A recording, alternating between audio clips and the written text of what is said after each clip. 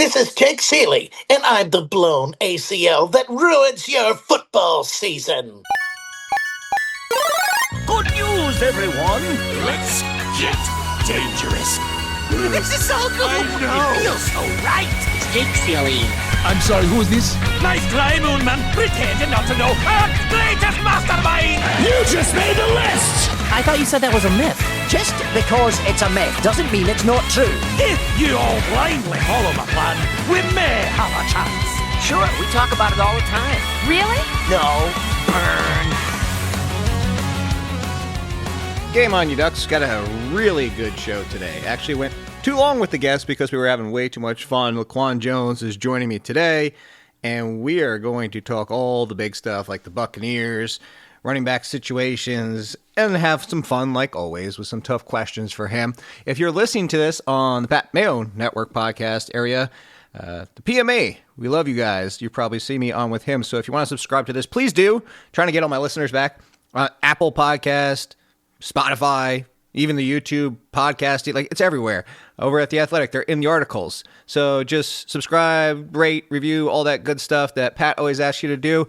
I love you just as much, probably more because I actually answer my comments, unlike Pat. And I don't tell you to Pork chop sandwiches! off every single time I don't like a question. So some of the stuff usually talk about is the big news heading into the week, and Jaxson Dart looks like he's good to go. Although, I will say, make sure Jameis Winston is your backup plan if you plan on waiting. They're pretty much identical in my ranks. If Jameis is in there, he's a fringe QB1. If there's no Jameis, Jaxson Dart, fringe QB1. Just like, I know, we talk about this all the time. The quarterback's not going to stop running, that being Jaxson Dart. But maybe he slides a little bit more. Maybe they hand off a little bit more and don't let him have the opportunity to run at the goal line. So it's just a slight additional risk factor. We want to see it in the first game back. It is the Patriots. The Patriots defense has been pretty good. Definitely not fearsome, but enough to say, hey, you know what? Let's see it in the first game back. Again, they're both fringe QB1s, whether one or the other. But I wouldn't wait. If you don't have Jameis as your backup plan, and we're still sitting here on Saturday without the official word on Jaxson Dart, I wouldn't wait for that being the last game of the week. Some other news, we know that Drake London is doubtful. Obviously, Darnell Mooney is still a wide receiver 4 Hail Mary play, playing with Kirk Cousins, and also kind of saved this day late in the game last week with that touchdown. And then we know that Xavier Worthy is good to go. Rashee Rice is good to go, although Xavier Worthy's basically been a wide receiver 4. And then the interesting one, Bucky Irving. So the OC, Josh Grizzard, for the Buccaneers said the workload is likely to replicate that of Chris Godwin's in Week 12. And Chris Godwin was about a third of the snaps, slightly over that. So Bucky Irving being an RB2, I'd say more of a mid-low RB2, probably fringe RB2 with high risk, high reward. Look, we've seen this time before. They can say this, and then Bucky Irving comes out looking like gangbusters, looking like Bucky Irving. But at the same time, we're going to talk later in the podcast with LaQuan about the situation behind Bucky Irving as well. The Packers basically made a ton of moves. It doesn't look like Jayden Reed is coming back this week. Stash him if you can. He would be the only other wide receiver I would trust alongside Christian Watson when they're both healthy. We have Marvin Harrison resuming practice. So, look, was it appendectomy, right? He had appendix surgery. And so if he's good to go on that facet, I think it's just good to go because this isn't like a shoulder or an ankle that's messing him up and potentially could get aggravated during the game. So if he's out there, this really doesn't do a whole lot to Michael Wilson. Michael Wilson will still be a really strong high-end wide receiver too, maybe not fringe wide receiver 1 like I have him because Jacoby Brissett is at quarterback. But Greg Dortch basically falls off the list, and unfortunately, we're doing this. Well, I'm doing this part after I talk to LaQuan, so ignore his excitement about Dortchland. And then the rest of it, we'll cover all the injury stuff on the Friday podcast to make sure you're ready and hopefully have a clear answer on that situation. And lastly, before we get to LaQuan, Aaron Rodgers and DK Metcalf are not practicing. It's only Wednesday. A lot of time Wednesday at this point, especially at this point of the season, Wednesday practices don't mean a whole lot more. It means something if you're actually out there versus then if you're missing it. So I will have those updates on Friday. And today's guest, another person that I met through people in the industry, and I'm glad I did because looking at his backdrop, well, you don't get to see the backdrop. At one point, Might have like video somewhere, but the Funkos behind them, including the Dragon Ball Z's and actually regular Dragon Balls I see in the very front. I don't know if you saw the thing on Instagram. LaQuan Jones, by the way, who I'm going to introduce everything he does because he does a billion things that you should be following over at the NFL Network as well. With a good friend Michael Florio, he gets to work with him. Envious of Florio more than I'm envious of him because I've hung out with Florio. I've never hung out with LaQuan in person yet. It has to happen. But one of the biggest Rams fans, I saw a thing on Instagram where apparently there's this piece of ice in the Antarctic. Yeah, it was just like apparently it came out in like almost a perfect square, and then like somebody took it and was like Dragon Ball fans and like picturing it as the arena for when fighting Cell. Like that's exactly what it looks like. But anyway, LaQuan, we're not talking Dragon Ball Z. We're not talking Rams. We are talking fantasy. And like I said, tell everybody where they should be following Real Deal Fantasy. Everybody, they should be following you, what you're doing, and all that good stuff. First off, Jake, we got to set up a hangout, man. The time is now, bro. We got to meet, we got to hang out, man, and just nerd out one time. But folks, you can follow me at Real Deal Fantasy. Like, bro, I'm on all social media platforms. If it's there, if you hear me, you see me, I'm there. I don't care if it's MySpace. I'm probably still on Tumblr. You remember that, Jake? Like throwback, bro. Like, MySpace. Folks, I'm everywhere. I'm literally everywhere. Obviously, hold on. Here's the question. Yeah. If there is MySpace, would I make your top 5 list? Oh, for sure, Jake. I was on MySpace when you were able to expand the top 8. So you were definitely a lock in the top 10, my bro. Like, come on, Jake. Listen, I do hope folks are following me at Real Deal Fantasy on YouTube. I mean, I'm doing great things over there at FTN Fantasy as well. You can catch the podcast twice a week, every week, and of course the NFL Fantasy Show with Michael Florio and Marcus Grant over there. We're 3 times a week, and Jake, like you said, I don't sleep. I'm literally everywhere. No, yeah, nobody does until January, and then we probably won't be sleeping because we have to hot take everything come January. Like can't stop, won't stop. No. Let's talk fantasy this week, and that's what, of course, as with everybody knows, with all my guests, we're going to get to a lot of things today, including some fun mixed in because it's Thanksgiving week, but also at this point of the season. Normally, I do a 5-pack. It's only a 4-pack. You get a light one, but it was because 2 of the questions were probably going to take a decent amount because they're so involved. But the first one is that we're likely to see Devin Neal as the lead running back for the Saints. Now, I know you pay as much attention as I do when it comes to rookies and prospects, all that type of stuff. So I want to get your thoughts. Like, Devin Neal was obviously one of the highest wavered running backs, players, period. And now stepped up. He hasn't looked good this season. Let's all admit it. Like, he hasn't performed well. Could it be partly the Saints? Sure. He finally did look good in the passing game, at least in week 12. And I just saw you point at me for that. But he's taking over Chimere. And I want to present it as this. I don't want, we joked about it, LaQuan, before we even came on. Like, I don't want you to be like, oh my God, hot take. Remember, like, you're stupid if you don't like him. Hot take, you're stupid if you do like him. Like, let's just understand, like, Kamani Vidal. Like, sometimes we have these scenarios where we don't understand what he could possibly do in the NFL yet because we haven't seen it yet. But what is your outlook? Because I think the biggest concern people have is there's nobody on bye, LaQuan. So there is the risk that he burns you. So where is your outlook for Neal in week 13? Like, we have to have our expectations in order and really look and analyze this entire situation. It's the Saints offense, right? We haven't seen anybody occupy that backfield with positive yards before contact or having efficient yards per carry other than Kendre Miller. And not having Kendre Miller there, this is where that 1-2 punch between him and Devin Neal could have worked. But now that we've seen Devin Neal, we've seen what we've seen this season, Jake. Like, he hasn't looked like anything near of a situation like a Kamani Vidal when we're talking about the terms of being on the ground. But in the passing game, my boy ran 32 routes. There's only 3 running backs this entire season that has ran that many routes in a game.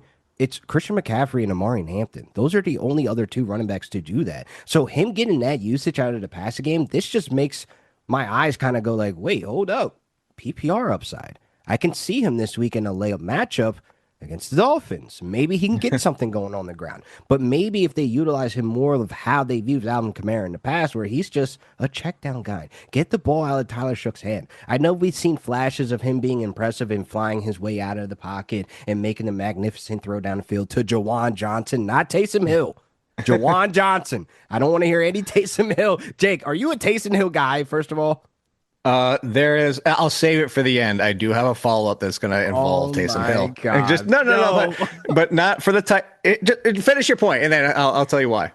My point is that overall, when we're looking at this Saints offense, I look at this week with no buys. I'm not bullying him into my starting lineups. Like he's not pushing out guys that I feel very reliable at the running back position as my 1 and 2, or even the flex in the territory where I can have guys that are bust or boom. Like I'm flexing Stephon Diggs weekly. That's how, value I have that late in depth of like where I went in drafts and got guys like that. Like I don't see him bullying his way into my starting lineup. But if let me give you one toss-up. Team, yeah, go ahead.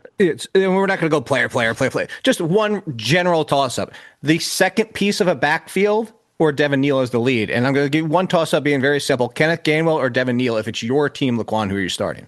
It's Kenneth Gainwell. He's shown us. I'm with you on that. Yeah, let's do it. Like, I think this is a week where you shouldn't get cute with Devin Neal. Like, you should be thankful you have him if you are a down bad team in the middle of the fence and trying to stack those wins every season. You have no other option. Sure, I get it. I understand your struggles. Okay, so the follow-up on Taysom Hill. This is purely if you want to dig deep and stream a tight end because I'm sure you know this. Once Chimere left the game for good, Taysom Hill had one more carry than Devin Neal did. And I'm not getting excited. Exactly. I'm not like excited to be like, oh my God, to your point, like slam Taysom Hill into your lineups. Like, oh my, but if they're going to use him at the goal line, like I'll give you I have Taysom Hill sandwiched between AJ Barner and Isaiah Likely. Like he's 21 at tight end. He's just, if you wanted a flyer, like he could get 10 for 28 on the ground and be a nothing factor, but it's a tight end position. So if he happens to run one of those in, and now you're looking at, so I'm not a Taysom Hill guy. I'm just thinking outside the box in the fact, like I'd rather take a flyer on Taysom Hill than Mason Taylor. So just to kind of give you an idea. When you throw names out there like that, I get it. But the fact that Taysom Hill is still doing this through all these regimes of all the coaches and offensive coordinators that have come out of New Orleans, what is this guy doing? What is he doing? What is he doing behind the scenes, Jake? Because it does not make sense why this guy is going out there with rushing attempts, catches, and he's throwing the ball because he's technically a quarterback. He's in all the meetings, Jake. This frustrates me so much. I'll give you, there's only two theories here. There's only two. Either he's Ted Lasso and the fact that he's the nicest guy in the history of forever and everybody just loves him, or he's part of the mafia. Like those are the only two. That's it. Those are the only two solutions to what can you explain Taysom Hill. No, seriously, because it's like I don't understand how he does this. Like it's one of those things. Like if he throws the ball, I'm more thankful he does that. But I don't want to be facing Taysom Hill when he's throwing the ball in the end zone to Olave or Jawan Johnson. Cool, that helps me. But when he is rushing it in, and I have a Devin Neal, and they're on the 1 yard line. This is crash out limits, Jake. This is where I flip the table where it's like, this is not the spot we need him at right now, bro. Get him on the sideline. Put him on the bus. Let us get the fantasy points that we need from positional players that are actually locked into that position. That is my frustrations with Taysom Hill. Like, I seriously hate it. I cannot support it, Jake. I cannot. Shout out to seasoned listener Taysom Hill, who big fan of the podcast. No. Oh, my God. Could you imagine? We could share beers, but during the fantasy season, bro, we not cool, man. We not cool. So there's a transition for me. Speaking of cool, it'd be cool to be able to say we definitively have Bucky Irving back, but we have to play this. It's Wednesday as of today. So I'm going to give you two scenarios because we've seen Sean Tucker basically push this into a 50-50 split. I keep drawing the comparisons like the Seahawks until they just last week finally turned to Kenneth Walker some more. But previous to that, that's basically what we've been dealing with since Sean Tucker kind of broke out a few weeks ago. So we know what to expect if there is no Bucky Irving. But the biggest question here is twofold. Is Bucky Irving, where do you put him in first game back? And then the second part of it is, do you have a feel of, so is it Bucky and Tucker or is it Bucky and White? Because they offer different things. And it could I'm not saying this for everybody out there. Like, I'm not putting it on LaQuan to give us the answer because I've talked about it previously. And I did it on the short form on Monday. Like, I don't have the answer. I just speculated to why there's risk here because we don't know. So I just wanted to get LaQuan's opinion of how he feels. So one, like I said, Bucky Irving, does he make your top 20 running backs if he's back or if he's lower because there's more risk? And then who would be your next man behind him as what we've seen so far? There's a lot to iron out right now with Bucky Irving. Right. I told you there's a lot in these questions. Yeah, and it's like I want to go back real quick, Jake, to the summertime, and I've had these concerns for a very long time. Summertime. For a very long time. I've been sitting with this with Bucky Irving and trying to like, how do I help folks right now that are getting Bucky that is returning? When you look at Bucky in the beginning of the season, he was averaging 18 fantasy points per game, very effective in the passing game. But on the ground, this was a different version of Bucky we were seeing. Like, he was getting less than 4 yards per carry. And I'm like looking at this, okay, the old line is banged up. Baker's not having his full arsenal weapons out there. I get it. But Bucky coming back after battling multiple injuries. This was my biggest concern in the summer, where I said I had 19 running backs I would draft over Bucky Irving. And listen, he was going as the RB9, Jake, and I had concerns of he's a tiny running back. They're giving him workhorse workload, and I don't think he can handle it. And coming back, they have to look at that and like, hey, we want to slow walk him. We want to ease him into some of those ramp-up periods because Sean Tucker's been holding it down. And the thing is, we've seen Sean Tucker and Bucky Irving last season in that Saints game. Both of them, both fantasy relevant, both of them over 100 yards from scrimmage. These two running backs have built something beautiful. It's a lot uglier when it's Bucky Irving and Rachaad White, but I like a Rachaad White and Sean Tucker because that allows Sean Tucker to shine where he is best that we've seen in the past. Now you bring back a Bucky Irving, you're trying to like slow walk and ramp up into touches. Let Sean Tucker go crazy. Let him be the RB1 and let Bucky Irving be the effective low usage how he was last year at that some point where he was the most effective and get your bang for your buck. So fantasy managers, if you're going into the playoffs, if you are looking and staring, you are confident, you are smooth sailing. You don't have to even worry about a Bucky Irving headache. You made it to the promised land. You're good. Don't get cute. Wait until you see what happens, because I hate jumping into things where it's like, well, this dude hasn't played football at high level speed for a very long time, Jake. So that's what makes me bring hesitation for putting a guy in my lineup. But if I made it this far, if I've made it this far without him and I've been cooking, I'm going to leave it as is. But if folks are like, man, I need this right now, Jake, then I understand your automatic decision. You have no choice. You have to put him in. So there's different sides of the spectrum of this where it's like, I know your situation is bad, but I know your situation has been good. So do not get cute. Yeah. So, and to your point at the beginning of that, that's why, and look, I'm not saying I'm right, but to your point about where is Bucky Irving struggling, makes me think Sean Tucker's the two, because that's Sean Tucker. We've seen Rachaad White. He struggles in the same department, actually worse than Bucky Irving. So if you're going to fill in blank, which is the blank of, okay, what's the one thing Bucky Irving could be doing better? It's the running between the tackles. It's the tough yards. That's Sean Tucker, not Rachaad White. So for everybody out there, that's again, could be wrong, but that's why if you're in a pinch, you're in a 10-team league, because I know 10-team people listen to us, I would drop White before I drop Tucker. I don't want to drop either. To your point, like, I want to see this too. Like, I want to see what happens. It could be White. But I'm with you, is like, if you can be patient, you can be patient. So another one, going deeper, people are trying to find value everywhere at this point of the season. There's not much left, but a lot seems to be popping up. But I would say popping up at wide receiver, understanding that they're probably all wide receiver 4s at best. Yeah. And what I try to preach all the time, Quan, is that, like, for people out there, like, perception is like, understand wide receiver 4s mean probably 50% of their games are going to tick you off. Like, that's why they're wide receiver 4s and they're not wide receiver 2s. Heck, some of the best wide receiver 2s have 3-4 games of less than 5 points, fewer than 5 points this year, to correct myself from Game of Thrones. But look at it, the fact is like, okay, 4s are like, Kayshon Boutte is the perfect example. It's like, I tried to preach Kayshon Boutte in the beginning of the season because, like, he's the number 1. I know it's not clicking, it's been inconsistent, but he's a wide receiver 4. And then it's like, people don't want him, people don't want him, people don't want him. Like, fine, I don't know what to tell you. And then he goes off, and then people are like, why aren't you promoting Kayshon Boutte? I'm like, because he's still who he is. So these are the 4 names I have for you. And I think there's varying levels here, because 2 of them, well, one feels like a clear option while Marvin Harrison's out. That's Greg Dortch. The other 3, Jayden Higgins. I'm a big Jayden Higgins fan, but I understand that, like, it's the Texans' offense. There's going to be inconsistency.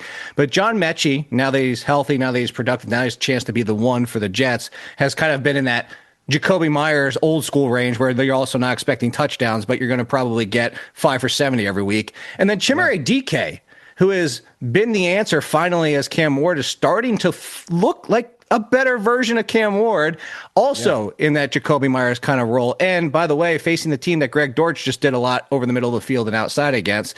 So of those 4, do you have a favorite for this week, and or rest of the season? Because that might actually be two different answers. That's a hard one, Jake, because you just pulled guys that I absolutely love. Like, I am the creator of Deutschland. I was about to say, you live in Deutschland. You're the mayor of Deutschland. I am sitting in the back, turning all the lights on, scrubbing the floors at the end of the night. Deutschland is going to be built, and it will be fun for everybody for the rest of the season. I would say this, Jake, though. Like, I love Jayden Higgins, but I feel like he's the one that's the outlier of this because of what you spoke on, the inconsistencies. The last 2 weeks with Davis Mills, we've seen like a different type of version of this Texans offense where we're seeing Nico Collins get involved, but we're seeing Jayden Higgins being a priority. We're seeing a lot of design plays for him, a lot of design looks, I would say. We're seeing opportunities just rise. Like in the last 4 weeks, my boy has a 31% targets per route run. Like he's being targeted on 31% of his routes. So therefore that tells you the top priority and attention he is bringing to the quarterback position. Now with CJ Stroud basically getting the nod like, hey, whenever you're cleared, you're good to go. I'm not quite sure if that dynamic of Jayden Higgins getting involved consistently throughout the fantasy playoffs to be trusted. So he's the one that I'm like, he's a situational guy. He's a guy for that week 14 bye that's coming, if you were dealing with buys of guys that are in that flex and wide receiver 4 range. And I'm like, DK, this guy's giving you special teams upside. This guy is giving you wide receiver 1 upside with Alec Manor banged up, not really forming into the wide receiver 1 that we badged him as with Calvin Ridley being out. But DK's explosive. Like he's fun to have in your flex spot. He's fun to have that buster boom, like up and down roller coaster ride with because he can make plays on special teams and on offense. So you're double dipping in that department. Like rest of the season scale, looking at all this though, Jake, I can honestly see Greg Dortch kind of going back into the shadows with Marvin Harrison coming back. But at DK, to me, just seems like rest of the season, you have this upside of this building dynamic and chemistry between him and Cam Ward, and it looks damn good, Jake. So I'm holding on to DK if I can. If I need a Buster Boone guy, if I'm dealing with injuries, late in the playoffs, because we know, knock on wood, this is usually when those things happen, and then you got to be your head on the swivel and be able to pivot and move. Out there. I'm knocking on wood, folks. Like I'm knocking on all the wood around me on my desk and stuff because I would hate for that to happen to anybody. I'm with you on that, and I think the fact that Cam Ward, I was going to say arguably, but let's just be honest, it was his best game of his NFL career, and it came against the Seahawks. So I want to give him some credit for that. Yeah, wow, Seahawks. Talking Seahawks, not practice. Seahawks. All right. One more, and we're not going to get to it until we have a little bit of fun, but we are going to talk RJ Harvey. We are going to talk the Broncos coming out of their bye. Yeah. But first, because I'd have my fun ranks every single week in my column, and I always ask the guest to chime in. And this week, because it's Thanksgiving, I did my best Thanksgiving sides, the worst Thanksgiving sides, but also best Thanksgiving desserts. So I'll let you chime in with your favorite word. By the way, was it Florio said that he doesn't eat turkey, like at all? Like Florio hates turkey, man. Like, first of all, so two things. That's your boy. and the crazy thing, we'll just say that he's a fairer skin than you are, and he has that take. Like, just be honest with that. The thing is I understand where somebody would be coming from because my mom is the one, she doesn't for Thanksgiving, but for Christmas, she just makes a really big chicken instead because the chicken meat is better than the turkey meat. But you can still, if you have a family or if you know how to yourself, if you know how to make turkey good, you can have a good turkey. It's not I think the problem is too many people don't, and they make the dry version, and then also they don't cut it off the bone correctly, which is a big thing. There's people are ruining turkey in the same way. There's a delicacy to eating salmon. You can really ruin salmon very easily. You overcook it like that, and salmon's like toast. So I understand, but to not eat it at all, dude, get the hell out of here with that. So anyway, just Florida taking shots, and he's not even on the show. Your favorite side, and maybe your worst side, or your favorite dessert. You can chime in on any of those three. I like a nice little cranberry sauce as a side, going with the mac and cheese and collard greens. But I'm the opposite. I hate cranberry sauce. I don't care what. I love cranberry juice, so you gotta respect the sauce. Gotta respect the sauce. It's only once a year. Are you the can or are you the fresh made? Can, man. So is my wife and my dad. So there you go. So they're we big go. on that. Yeah, it comes from you're just eating so. Here's my thing with cranberry out of a can. You're basically taking jelly. That you would put on a peanut butter and jelly. You're just you're just dumping it out and then cutting it into slices. That's all it is. Yeah. So you like jelly. You like jelly. It's the mixture of the food combinations with it, bro. All right. But macaroni and cheese is not a side. I want to make that. That's a main event for some households where like that is a large portion of the plate of where it's macaroni, cheese, and everything else, Maro. Because like I put that on the list as in like, yeah, I said I don't think it's a side, but let's be honest, if it's there, you know you're scooping it. Yes. You were going with your tray down the line. You see macaroni and cheese, like, oh yes, damn, who made it? Grandma made it. We on it. We are on it. That has to be one of the most important combinations of foods that need to be on my plate for Thanksgiving. Okay. Do you have a worst like you would never touch?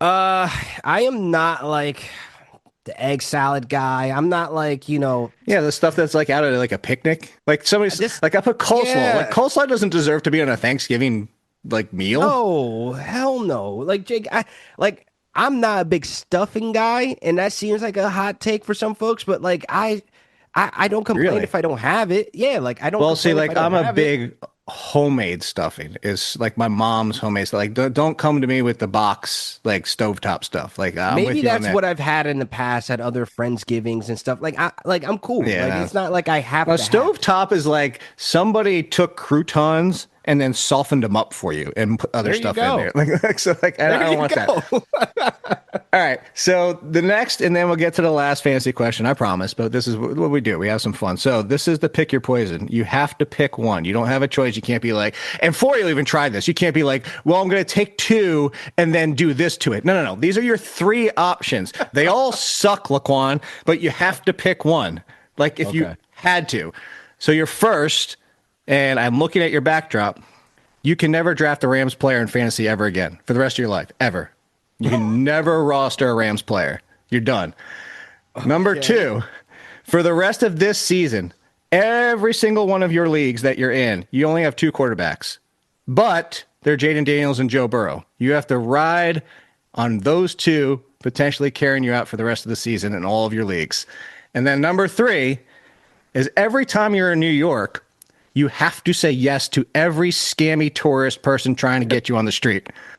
Jake, these all suck.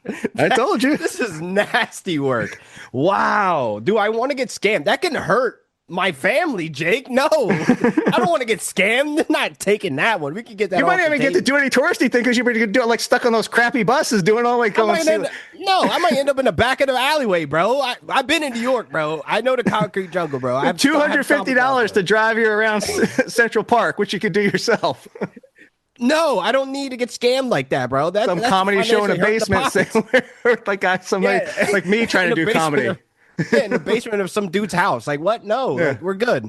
Listen. Why did the gingerbread cross the road?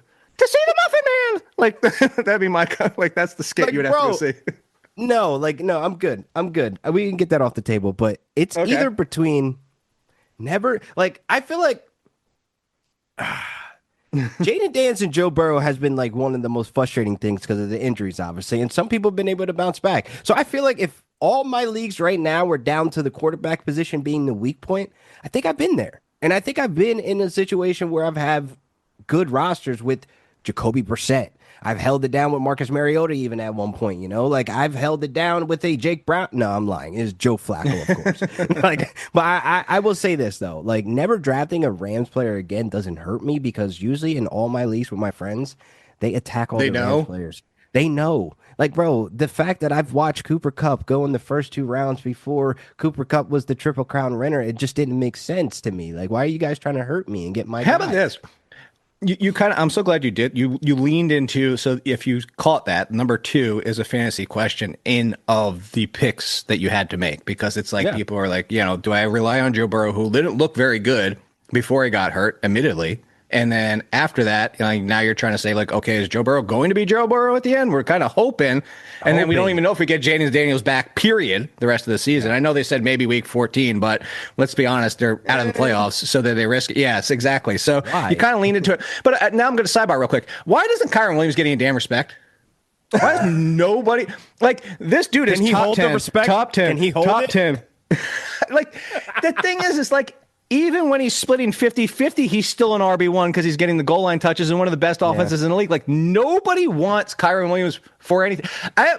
This is why, like, I'm now like crashing out in my home league. Like it's a keeper auction. He's $15. I am a contender. He's my biggest trade chip, I think, to non-contenders because he's $15 to keep. And people are like, yeah, I don't know really. Like, dude, he's a freaking top 10 running back for $15. What are we doing here?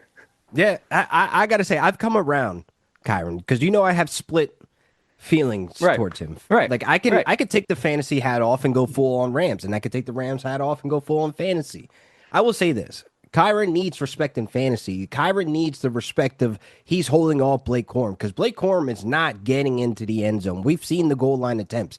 There's one thing that McVay knows. If he needs 6 points, he could look to Kyron. That's what brings his value and the gap between him and Blake Corum. Blake Corum can have 64% snaps in the game and then have Kyron have 30%, because here's the thing, that 30% are going to be put in position for valuable touches. Blake Corum, not great in the passing game. He has kind of an issue of catching the ball and bringing it in. It's one of those things that he becomes a risk. Now, if one of those balls sails off of Blake Corum's hand, that's a Stafford interception. No, this is the MVP campaign. That's why you're seeing Kyron run a little bit more routes. That's why you can see Kyron being more relied in the passing game. So the disrespect for fantasy needs to stop because he's getting the value opportunity that we all chase. But as a Rams fan, let me put that hat on real quick.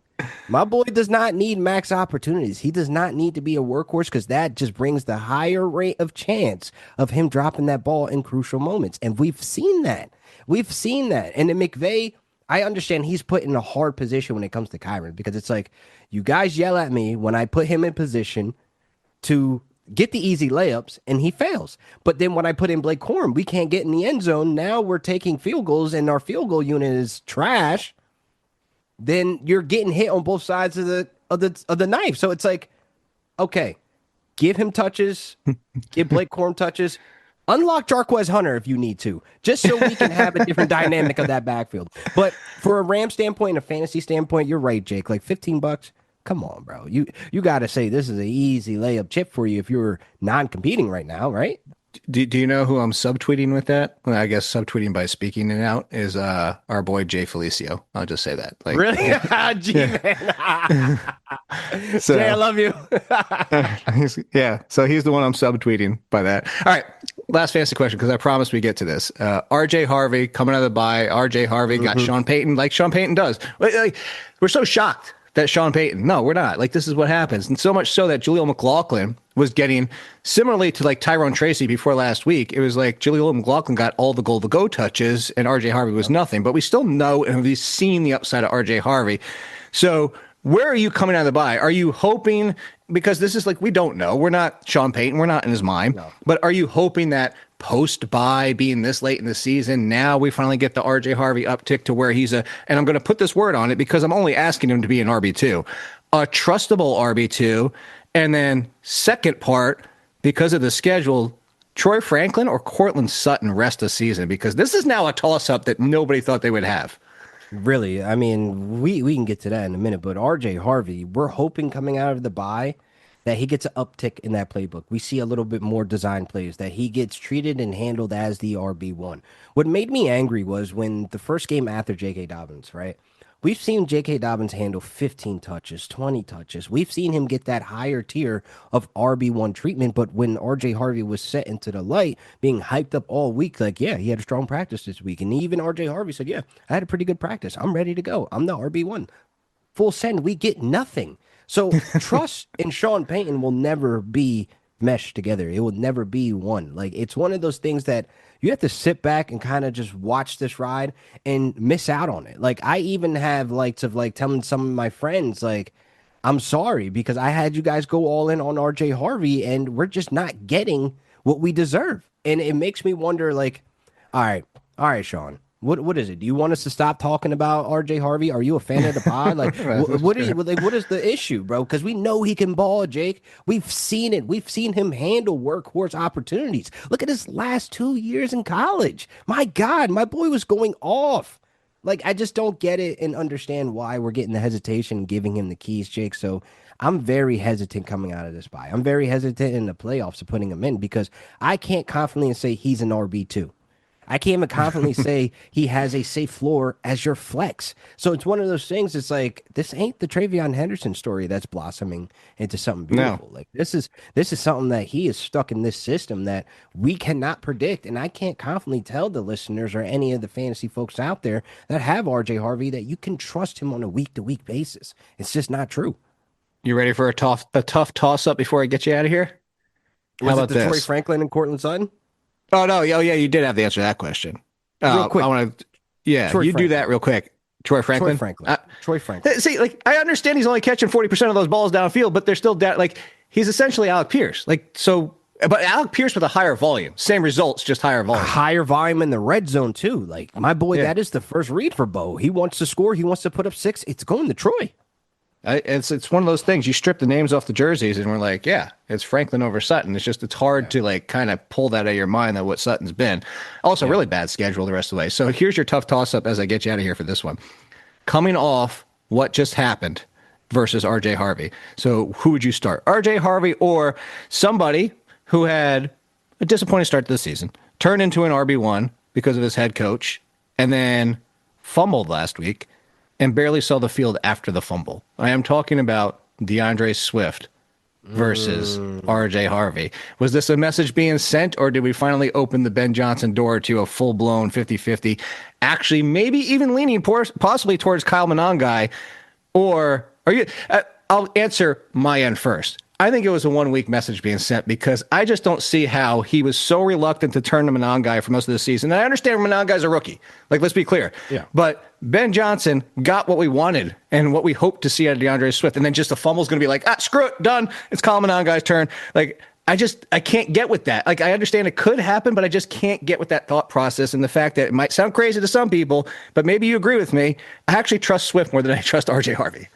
No, yeah, I trust Swift more than RJ Harvey, and both of them explosive talents. But I think last week was a 1 week message like, hey, we need to get what's functioning and what's working. Kyle Monangai has been putting up 6 points. So I think when you look at this Bears offense, the one thing that we see, Jake, on a week-to-week basis, it's not consistent. Like, what's going on with Rome Odunze? Like, these random weeks of DJ Moore, like, it makes no sense. Colston Loveland now being utilized. He's their top guy. He is Caleb's most reliable target right now. When you're looking at the function of this offense, it's all over the place. Right? Yeah. The same trust issues that we have, for Sean Payton on the dynamic of player usage, I don't think it's that high as a Sean Payton where, like, it's a risk if you're putting this player in. At least with Swift, if he gets going and he gets the trust of Ben Johnson, and he gets in rhythm and he's on the up and up, I don't think we see Kyle Monangai, right? Like, they're going to go with whatever is working in the moment. We've seen that so many times with this Bears offense where they start climbing out. That Giants game, I know it was snow and stuff, but 2 Caleb Williams fourth quarter touchdowns, it's like, oh, you guys made the adjustments in the fourth quarter. Oh, what do you know? What do you think? You can drive on this defense, and that's how they end up getting the dub. But with this offense, Jake, I think it's really frustrating to try to, like, pinpoint on which week it's going to be this X amount of players that's going to be good, or this player is going to be good with the Bears offense. So you kind of just on the ride, but I trust Swift more than RJ Harvey for sure because he is a victim of the system.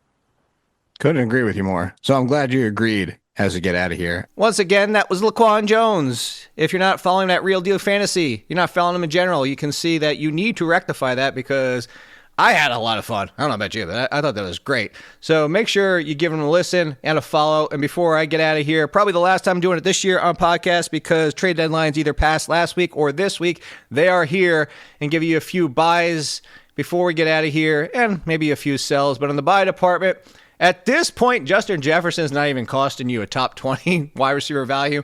I will take a flyer on that. I will take a flyer on Jameson Williams. You get the Rams, which isn't the greatest for that first playoff matchup, but the Steelers and Vikings, pretty appealing. And like Jameson Williams, you have to understand, is 20 or actually a 0 last week. But people are so frustrated with him that I think you can get him for wide receiver 3 value, low end, and that's pretty much what he should be. He should be a wide receiver 3 like the end of Deshaun Jackson's career, and understand that's what you're going to get. Elsewhere, and for another running back buy, I think this is a sneaky one. Travion Henderson. Now, it's going to depend on the Travion Henderson manager, obviously. But if they are worried, given what happened last week at the goal line with Stevenson and Jennings, look at the Patriots. Bills, Ravens, and Jets. And yes, the Ravens are playing much better, but especially Bills and Jets to close things out. That is a very appealing schedule for Travion Henderson if managers are panicking. On the flip side, Breece Hall has one of the worst. Jacksonville, Saints run defense actually pretty good, and then the Patriots to wrap things up, which is as bad as it can get. That's worrisome. Jaylen Warren could be a buy and could be a sell. Could be a buy if somebody's only treating him as a low-end RB2. Could be a sell if it's anywhere near the top 15 because the final two games for the Steelers, Detroit and Cleveland. That is not appealing. More sells. The entire rest of the Bears schedule is a full-on panic mode. It doesn't get any worse. The Broncos come out of their bye and have a pretty tough schedule down the stretch as well. And that's pretty much about it. If you want to hit up more, at Only Kid or in the comments at The Athletic. And I thank the great, wonderful Pat Mayo for letting me share his podcast network, at least for a few weeks. And hopefully you enjoyed it. Okay, hugs and toodles and loves, as Not a Defeater would say.